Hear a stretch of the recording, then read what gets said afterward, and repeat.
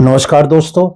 आज एक बड़े अजीबो-गरीब डिसीजन को लेके, ये इलाहाबाद हाई कोर्ट का डिसीजन है। मैं पहले सोच रहा था कि इसके ऊपर वीडियो बनाऊं या ना बनाऊं, इस असमंजस में था। और ये बड़ा ही अजीबो-गरीब केस है जिसकी बात आज मैं अपने दर्शकों से कर रहा हूं। तो सबसे पहले केस का टाइटल है श्रीमती अंजू एंड अदर्स। ये पटिशनर हैं इसमें, against state of UP and 3 others. और इसका जो रिट है, सिविल रिट, ये मैंडामस रिट इन्होंने डाली थी। इसका नंबर है 10593 2026 का। और ये जजमेंट दिया है ऑनरेबल विवेक कुमार सिंह, जस्टिस हैं इलाहाबाद हाई कोर्ट के, और उन्होंने ये दिया है।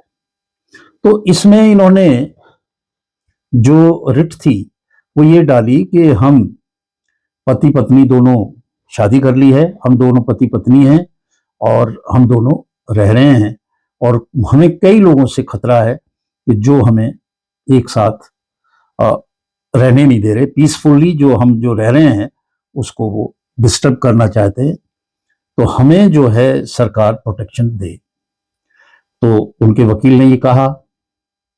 इसके ऊपर जो स्टैंडिंग काउंसिल थे स्टेट के, उन्होंने कहा साहब ये दोनों के दोनों ऑलरेडी मैरिड है। जिसको ये अपनी पत्नी बता रहा है उसका ऑलरेडी हस्बैंड है और इसकी खुद की पत्नी है, और दोनों ने तलाक नहीं लिया है। आज भी ये दोनों मैरिड हैं। और जब ये मैरिड हैं दोनों, तो ये अपने आप को लिव इन रिलेशनशिप में या शादी होने का जो दावा कर रहे हैं ये गलत है। तो शादी ही नहीं है, तो इन्हें प्रोटेक्शन का है बात का। तो इस बात के ऊपर बात चली और इसमें जो जजमेंट हुआ वो बहुत ही अच्छा जजमेंट ऑनरेबल जस्टिस ने दिया। और उन्होंने कई बातें कही जो समझने लायक है कि अगर पटिशनर्स ऑलरेडी मैरिड हैं और उनका जो स्पाउस है, यानी कि आदमी है तो उसकी औरत और औरत है तो उसका आदमी, वो स्पाउस है और वो जिंदा है, तो वो जो है किसी भी तरह से कानूनी तौर पे एक रिलेशनशिप में दोनों एक साथ रहें, ये परमिसेबल नहीं है। ये परमिसेबल नहीं है क्योंकि ये परमिसेबल होता यदि वो कोई ऑफेंस नहीं कर रहे होते। अब इसमें जो उन्होंने ऑफेंस किया, अगर वो कहते हैं हम मैरिड हैं, शादीशुदा होकर मैरिड हो गए, तो उन्होंने जो ऑफेंस किया, जो आईपीसी की धारा पहले 194 और 195 होती थी, और अब जो है बीएनएस की, भारतीय न्याय संहिता की 82(1) और 82(2), जो ये कहती है कि जो ऑलरेडी शादीशुदा है वो दूसरी शादी नहीं कर सकता। अगर वो करता है तो इसमें 7 साल सजा का प्रोविजन है। हालांकि ये बात साबित नहीं हुई कि वो शादीशुदा हैं, उन दोनों ने आपस में शादी कर लिए, शादीशुदा तो हैं वो, ये बात तो साबित हो गई। पर अब वो ये जो दोनों अलग अलग थे और एक साथ रह रहे हैं, ये इन्होंने कोई शादी की, ना तो कोई इनका अकाउंट मिला, ना कोई ऐसी सबूत मिला। परंतु जो जज साहब ने कहा वो बात जो है बहुत ही गंभीर बात है और बहुत लॉजिकल बात उन्होंने कही।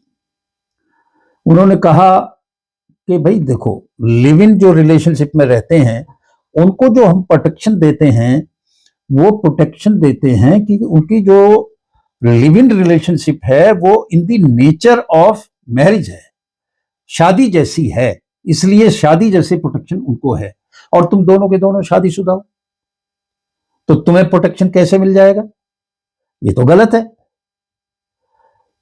तो ये बिल्कुल गलत है, तो प्रोटेक्शन आपको नहीं मिल सकता।